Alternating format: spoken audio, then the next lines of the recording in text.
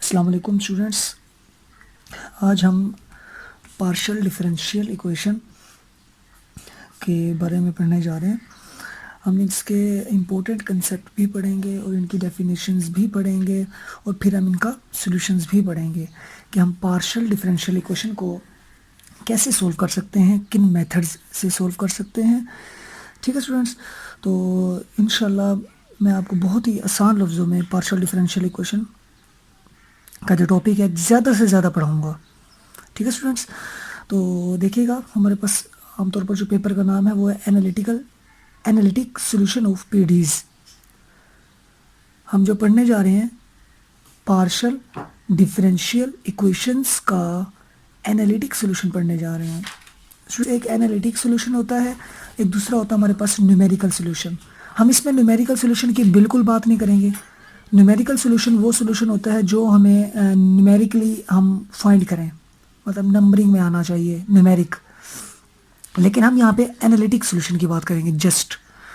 Okay students, तो partial differential equation के analytic solution में हम सबसे पहले कुछ डेफिनेशंस, इंपॉर्टेंट डेफिनेशंस पढ़ते हैं। इंपॉर्टेंट कंसेप्ट हैं जो यही थ्रू आउट पीडी चलेंगे। ठीक है स्टूडेंट्स, ये है पार्शियल डिफरेंशियल इक्वेशन की शॉर्ट फॉर्म।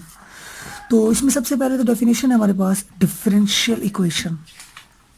ठीक है स्टूडेंट्स, उसके बाद हम पढ़ेंगे ऑर्डिनरी डिफरेंशियल इक्वेशन, जिसकी शॉर्ट फॉर्म है ODE, ऑर्डिनरी डिफरेंशियल इक्वेशन, और डिफरेंशियल इक्वेशन की DE। उसके बाद हम पढ़ेंगे पार्शियल डिफरेंशियल इक्वेशन। ठीक है स्टूडेंट्स, बेसिकली स्टार्ट जो ये टॉपिक होता है वो हमारे पास होता है डिफरेंशियल इक्वेशन से। ठीक है, तो ये सबसे पहले 3 डेफिनेशंस। उसके बाद जो हम पीडीज का सोल्यूशन पढ़ेंगे, एनालिटिक सोल्यूशन, वो हम कितने मेथड से फाइंड करेंगे? 5 मेथड से। शायद हम कोई और मेथड भी पढ़ें, और बहुत से मेथड हैं, लेकिन हम इंशाल्लाह ये 5 मेथड तो ब्रीफली पढ़ेंगे। ठीक है स्टूडेंट्स, सबसे पहला मेथड है सेपरेशन ऑफ वेरिएबल। उसके बाद है लेप्लास ट्रांसफॉर्मेशन। उसके बाद है फोरियर ट्रांसफॉर्मेशन की मदद से हम किसी भी पार्शियल डिफरेंशियल इक्वेशन को सोल्व करेंगे। उसके बाद हम लैग्रांजेस मेथड से सोल्व करेंगे। उसके बाद चारपिट मेथड से। ठीक है स्टूडेंट्स, तो इन मेथड्स को पढ़ने से पहले हम कुछ इंपॉर्टेंट डेफिनेशंस पढ़ते हैं, इंपॉर्टेंट कंसेप्ट पढ़ते हैं पीडीज के, जिसमें सबसे पहले हमारे पास डेफिनेशन है डिफरेंशियल इक्वेशन। डिफरेंशियल इक्वेशन क्या होती है हमारे पास? An equation is involving derivative of dependent variable with respect to one और मोर इंडिपेंडेंट वेरिएबल। स्टूडेंट्स, हमें पता है कि जब भी हम इक्वेशन लिखते हैं y is equal to f(x), अगर हम लिखें एक फंक्शन, तो इसके अंदर एक इंडिपेंडेंट वेरिएबल होता है और दूसरा डिपेंडेंट।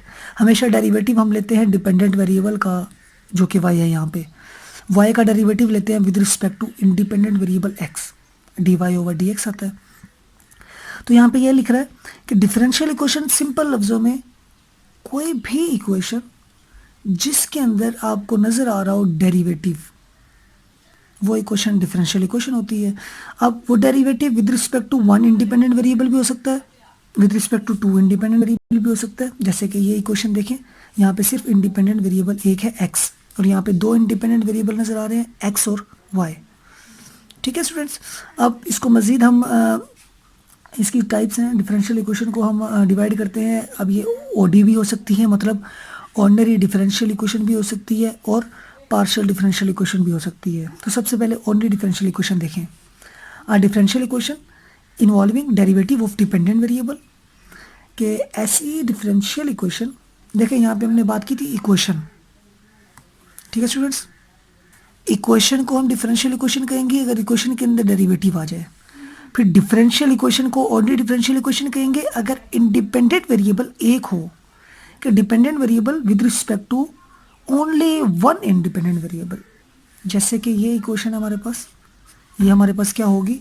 ये हमारे पास होगी ODE, क्योंकि इंडिपेंडेंट वेरिएबल यहाँ पे सिर्फ क्या है? x है। तो ये बेसिकली हमारे पास क्या है? OD। अब कोई भी इक्वेशन लिख दें, मिसाल के तौर पर dy/dx is equal to 1, this is also differential equation. And ये कौन सी डिफरेंशियल इक्वेशन है? OD। क्यों? क्योंकि इसमें इंडिपेंडेंट वेरिएबल हमारे पास क्या? सिर्फ x। ठीक है स्टूडेंट्स, तो देखिएगा अब ये हमारे पास ODE की डेफिनेशन क्या है? इंडिपेंडेंट वेरिएबल अगर एक हो।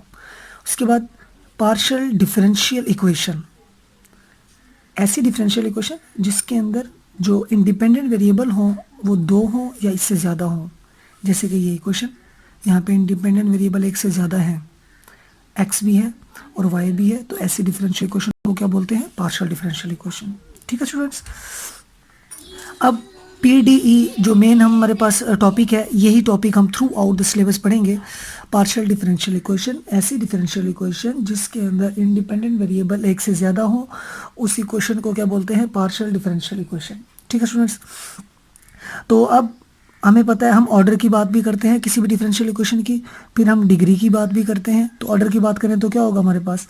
ऑर्डर ऑफ पीडी का मतलब ये है कि highest derivative, order of highest derivative, जितना हमारे पास हाईएस्ट डेरिवेटिव का ऑर्डर होगा वही हमारे पास क्या होगा? पीडी का ऑर्डर। जैसे कि अगर इसी क्वेश्चन की बात करें तो ये हमारे पास पीडी है। ठीक है, या हम एक या और एग्जांपल लिखते हैं, partial z over partial x plus partial z over partial x partial z over partial y is equal to x. गौर से देखें क्या है यहाँ पे हमारे पास जो डेरिवेटिव नज़र आ रहे हैं दो, यहाँ पे सेकंड डेरिवेटिव भी है, फर्स्ट डेरिवेटिव भी है। तो यहाँ पे हाईएस्ट डेरिवेटिव कौन सा है? सेकंड। तो ये सेकंड डेरिवेटिव है, तो हमारे पास इसका जो इस पीडी का ऑर्डर होगा वो कितना होगा? 2 हो जाएगा। ठीक है स्टूडेंट्स, इसी तरह हम डिग्री की बात करें तो डिग्री क्या होती है हमारे पास? Power of highest derivative. अब देखें इसकी पावर कितनी है? 1, और इसकी पावर कितनी है? 1, लेकिन हमने हाईएस्ट डेरिवेटिव की पावर देखनी है, तो ये हाईएस्ट डेरिवेटिव है और इसकी पावर 1 है, तो हम बोलेंगे कि जो हमारे पास डिग्री है पीडी की वो हमारे पास क्या है? 1। Degree of this PD is 1 and order of this PD is 2। ठीक है स्टूडेंट्स, एक और बात, हमेशा जो हम पावर की बात करेंगे तो वो हमेशा फ्रैक्शन नहीं होगी। ठीक है, हम फ्रैक्शन फ्री पीडी या ओडी या डिफरेंशियल इक्वेशन की बात करेंगे। ठीक है, जैसे कि partial square z over partial x square plus partial z over partial y, यहाँ पावर अगर होती 3/2 इज इक्वल टू 1। तो गौर से देखें हाईएस्ट डेरिवेटिव की जो पावर है वो हमारे पास क्या नज़र आ रही है आपको? 3/2, मतलब फ्रैक्शन में है। तो आपने फ्रैक्शन कभी नहीं बतानी ना डिग्री। ठीक है, तो देखें 3/2 जब ख़त्म करेंगे तो 1/2 आएगा। तो यहाँ पे जो हाईएस्ट डेरिवेटिव की पावर बचेगी वो 3 बचेगी, तो इसकी जो हाईएस्ट डेरिवेटिव की पावर है वो हमारे पास क्या आ जाएगी स्टूडेंट्स? 3। ठीक है स्टूडेंट्स, जब हम स्क्वायर रूट लेंगे तो ओके। तो नेक्स्ट अब हम इस और एक दो डेफिनेशंस हैं पार्शियल डिफरेंशियल इक्वेशन की, कुछ टाइप्स हैं तो वो हम पढ़ते हैं। इसमें सबसे पहले linear partial differential equation. So it's very very important concept. अगर आपको डिफरेंशियल इक्वेशन में याद है तो ये आपके लिए कोई मुश्किल नहीं होगा जी। लीनियर पार्शियल डिफरेंशियल इक्वेशन कौन सी होती है?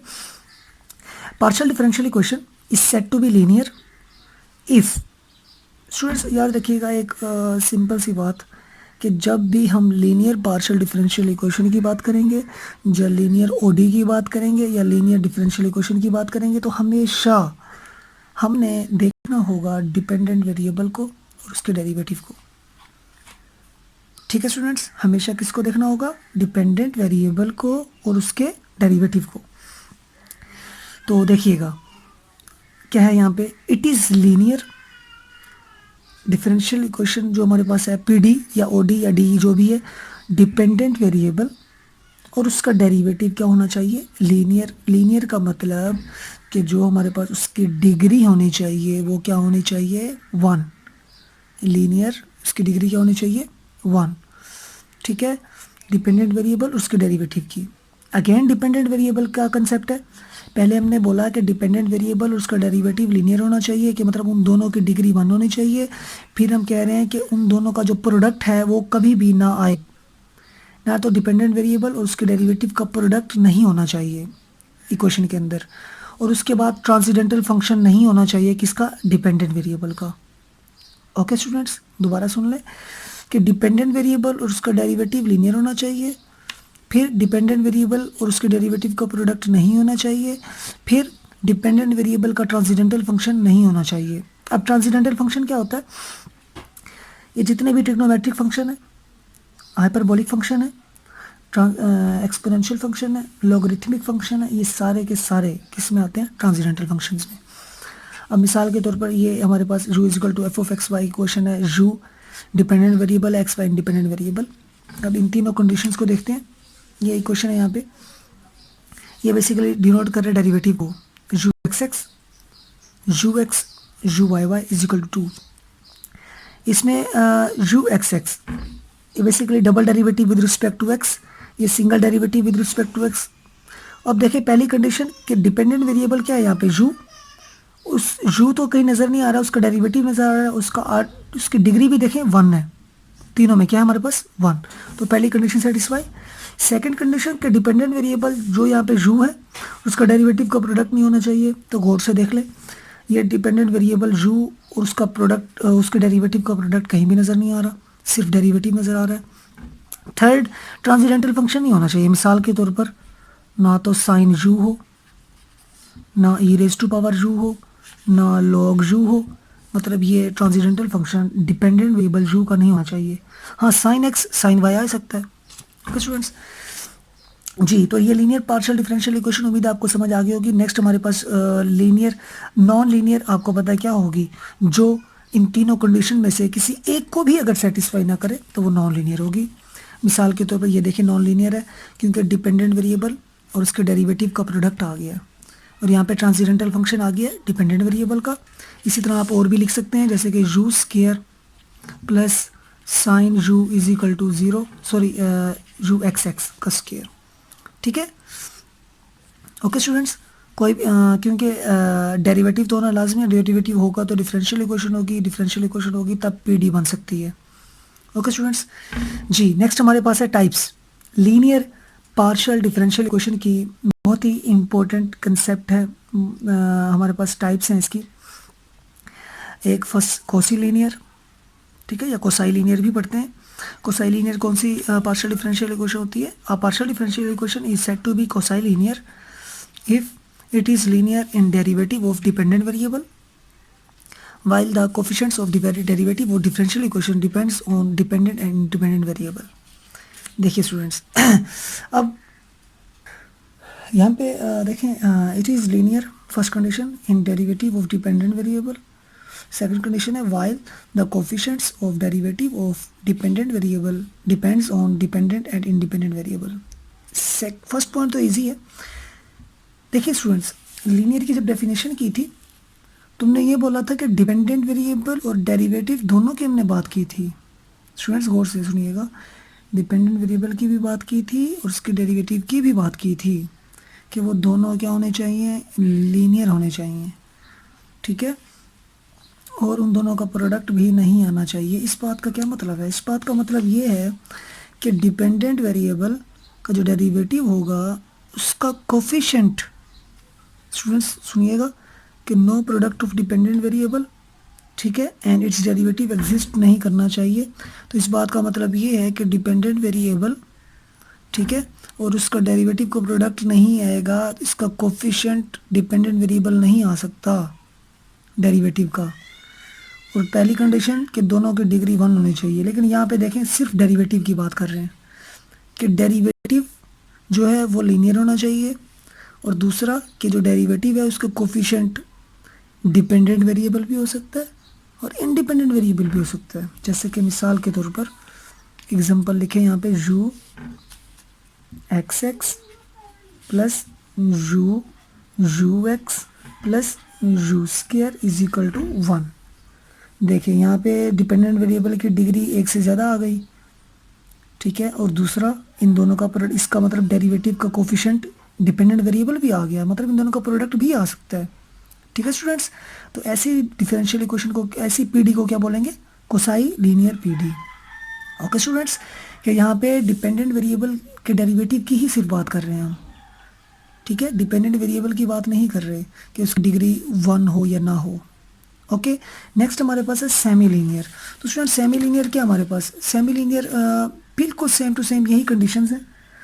जैसे वहाँ पे हमने ये बोला कि आई वी का मतलब है इंडिपेंडेंट वेरिएबल, कि वहाँ पे u x u x plus u square is equal to 0, u x x plus x u x plus u square is equal to 0। यहाँ पे एक्स को मल्टीप्लाई कर दें। देखें अब अगर फर्स्ट को देखें तो ये हमारे पास कोसाई लीनियर है, और सेकंड को देखें तो ये सेमी लीनियर है, क्योंकि दोनों में एक कंडीशन जो फर्स्ट कंडीशन थी वो कॉमन है कि डिपेंडेंट वेरिएबल के जो डेरिवेटिव है वो उसकी डिग्री 1 होनी चाहिए। तो यहाँ पे देखें डिपेंडेंट वेरिएबल का जो डेरिवेटिव है, डेरिवेटिव यहाँ पे डिग्री 1 है, यहाँ पे भी डिग्री 1 है, यहाँ पे भी 1, यहाँ पे भी 1। पहली कंडीशन दोनों की सेटिस्फाई।